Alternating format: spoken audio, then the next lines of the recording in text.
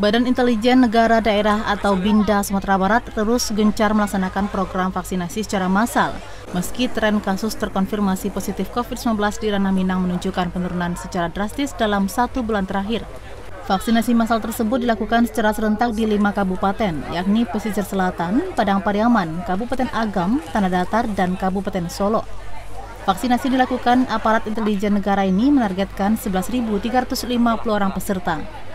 Program vaksinasi ini merupakan instruksi Presiden untuk mengerahkan kekuatan personil dan stakeholder di seluruh Indonesia untuk melaksanakan program vaksinasi massal dengan pola rumah ke rumah. Kepala Badan Intelijen Negara Daerah Sumatera Barat menjelaskan, berdasarkan data rilis Gugus Tugas Percepatan dan Penanganan COVID-19 Sumatera Barat, dari 453 sampel spesimen yang diperiksa, hanya 2 sampel diantaranya yang terkonfirmasi positif. Total kumulatif kasus hingga hari ini tercatat sebanyak 89.844 kasus, dengan rincian sembuh 87.604 kasus atau 97,51%.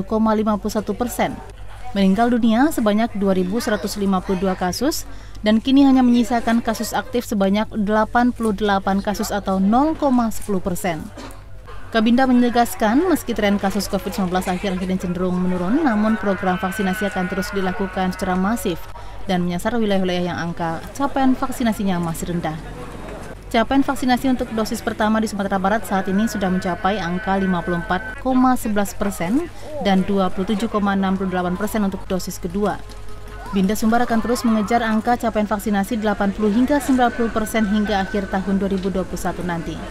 Binda akan terus berusaha semaksimal mungkin menjangkau dan mencari masyarakat yang belum tervaksinasi agar nanti herd immunity bisa tercapai. Dan juga target yang dibebankan oleh Presiden Jokowi kepada kami 2 juta vaksinasi yang harus kami selesaikan sampai bulan Desember.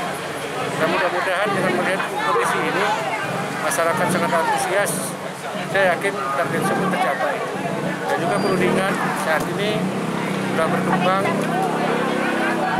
varian baru, Omicron. Mudah-mudahan hal tersebut bisa diantisipasi. Untuk mengantisipasi potensi ledakan gelombang ketiga, pemerintah telah mengeluarkan kebijakan pemberlakuan PPKM level 3 saat libur Nataru atau pada 24 Desember hingga 2 Januari 2022. Hal ini diharapkan dapat membatasi mobilisasi masyarakat terutama jelang perayaan Natal dan Tahun Baru. Terlebih saat ini ditemukan adanya varian baru yakni Omicron yang ditemukan di Afrika Selatan beberapa waktu lalu. Ancaman bahaya dan penularannya jauh lebih berisiko. Demikian laporan Tuasaman Siregar, TVRI Sumatera Barat.